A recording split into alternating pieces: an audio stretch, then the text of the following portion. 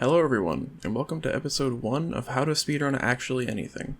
This will be a 4-part series aimed at helping brand new speedrunners get an idea of what they want to do, as well as how to do it. The first episode is focused on getting started speedrunning in general and picking a game to run. The next 2 episodes will be about the hardware and software you'll want to use, and the 4th will be on learning games. My regular episodes focusing on specific games aren't going anywhere, but with the information you'll get from these videos, you'll be able to learn and speedrun anything. Before getting into it, if you're just getting started speedrunning or are considering it, welcome. The speedrunning community as a whole has grown larger and larger as the years progress, with hundreds of runners streaming, uploading content, and submitting runs daily. Speedrunning has also influenced design in some more recent games, whether it be an in-game timer, a dedicated speedrun mode, or level design tweaks. I'm sure you already know what speedrunning is, so let's find you a game to run. Also, if you're already a speedrunner watching this video to maybe get some advice for what to run next, feel free to put some advice of your own in the comments. If you want, you can also promote your Speed Games community there to let others know that you're out there. Also, my Twitch, Twitter, and Discord server are a great place to connect with me and ask any questions you might have. Links are in the description. There are tens of thousands of games that you can run, so how can you narrow that down to just 1 or 2 to start with? The most common advice that's given regarding this is to think of games that you enjoy playing and run them. While this isn't bad advice, as games you've played a lot and know well is, of course, a good start for speedrunning, it can also sometimes lead to you burning out and disliking games you used to love because the speedrun gives you trouble. You're going to be spending hundreds or thousands of hours with this game if you run it long term, so make sure it's both something that you enjoy and something you can get frustrated at without hating it. Once you pick out a game that you think you'll like, join their community. A games community will be your biggest asset to learning the run, whether it be learning the game with other beginners, solving problems you're having in the run, or just enjoying the game with other people. From my experiences, every speedrunning community that I've been in has always been helpful and positive. However, this doesn't mean that they aren't intimidating. Approaching a huge community as a new runner is scary, as there are going to be people there that have run the game for years. But just remember that every person that you might be intimidated by was in your position however long ago. Nobody starts out best in their field, especially in speedrunning. At the other end of the spectrum, smaller communities can feel equally as intimidating. These communities may be tighter knit, so it might be scary to try and make your way into it, but, especially for these smaller communities, runners will be more than welcoming to a new runner learning their game. What if you want to run a game without an established community? Start up your own. The first step is likely setting up a Discord and a link to it on the speedrun.com page for your game. Odds are, other people might be interested in the game also, so you can grow your community fairly well. It's a bit harder to take on the role of runner, router, glitch hunter, and community member for a smaller community, but as it grows, more people can fill those roles. Once you've found a game to run, you'll need to determine what category you want to run. In a majority of games, the any% category, or the category that aims to complete the game as fast as possible, will have the most runners, and therefore the most resources accessible to you. You might want to consider starting with this one to get the most exposure to the run, as learning the basic mechanics leads to the ability to learn harder ones. However, some games' any% category might not be the most popular or easiest. For example, Super Mario 64's 0-star category is technically the game's any% category, but is actually considered the most difficult category and is the least run due to the tricks required.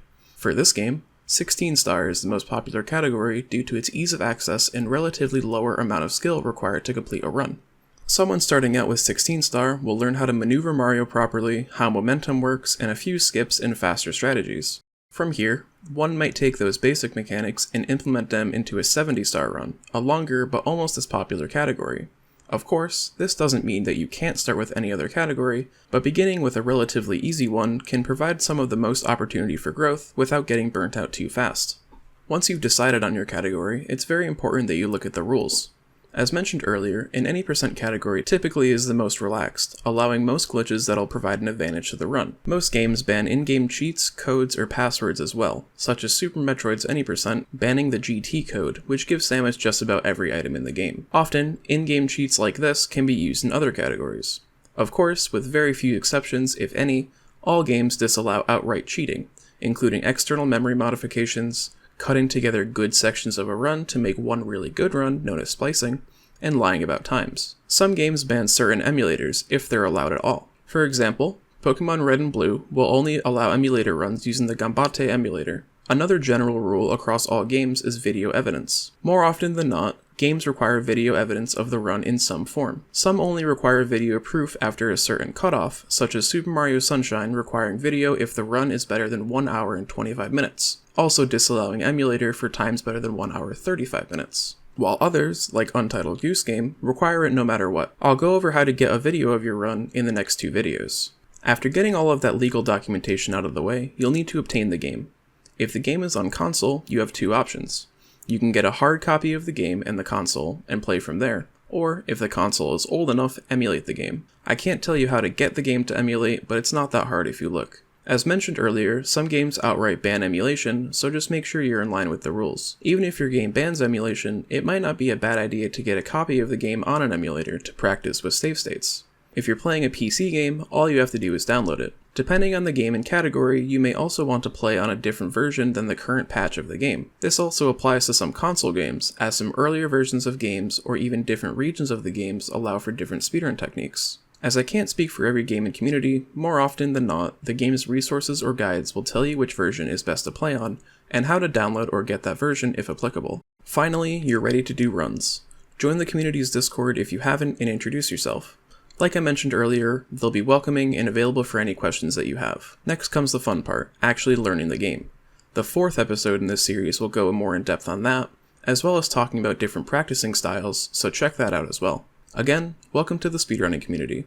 I hope you enjoy your time running whatever game you choose, and any others you might want to run as well. Once you have a general idea of how speedrunning fundamentally works, you can pick up new games to run easier and easier. If you enjoy running something like Portal, why not try Portal 2? An easy step in branching out to new games is picking something in the same series as something you've already done, or something in the same genre. More often than not, these games will either have similar control schemes, similar fundamentals, or the same gameplay style, so your skills can transition over quicker.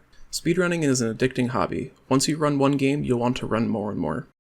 If you like this video, feel free to like, subscribe, and whatever else you do to show support. As I mentioned, feel free to also put advice, promote your speed game, or whatever else in the comments. The next episode in the series will be on the hardware you might want to use to get speedrunning, so look for that, and I'll see you soon.